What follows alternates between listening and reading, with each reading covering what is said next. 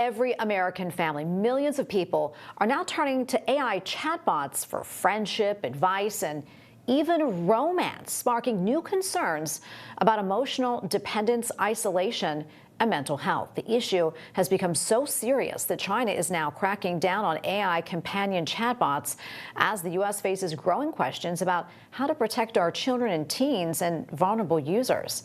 To help us separate the promise from the danger, we're going to welcome in Donna Rice Hughes. She's president and CEO of Enough is Enough. Donna, always great to be with you. This is really scary stuff. And let me ask you this. When a country, as aggressive about technology as China decides to be about AI companions, they're even saying it's become too dangerous for children. Should we here in the United States sort of wake up to this? Oh, absolutely. There is no question. This really is the AI race right here. China gets it. China studies social media. They study AI, and they know that, actually, this is part of their military strategy. This is part of their societal change strategy. So what have they done? Well, look back to TikTok. They actually made TikTok very safe for China's kids. Not so with anyone else's in the world. And now they've done the same thing with AI companions because they know exactly what these companions are designed to do. They are designed to mirror the person that they're talking to and to build relationships and to build empathy. So I actually call them digital enablers. That's what they are. And they're also digital spies. Here's the other very insidious thing. And this isn't just AI's chatbots. These are America's chatbots. They collect data.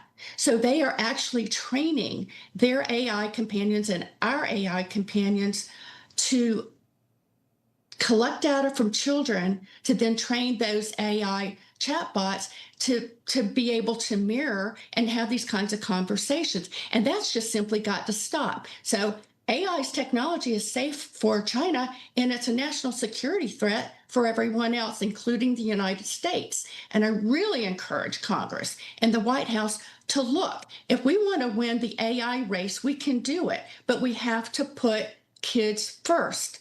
America first and kids first, and we can win on this. Yeah, so important. It's really scary when you're hearing these numbers, Donna. Nearly 3 out of 4 American teens have already used one of these AI companions, and about a third say they have discussed serious personal issues with a chatbot instead of a real person. Let's talk about the dangers, just when it comes to that, not even going to a therapist or their own parent. Yeah, no, that's exactly right. And there's been a lot of research. 1 in 3 kids prefer a digital companion over a real relationship. And why is that? It's just what I said, because these companions are designed to listen and to build empathy. And they can often take kids down very dangerous paths, like sexual conversations and helping them write suicide notes. This is literally happening. Kids are dying. They're committing suicide. And in fact, there's a pending lawsuit now where Adam Raines' family, he committed suicide because he started confiding in his digital chatbot.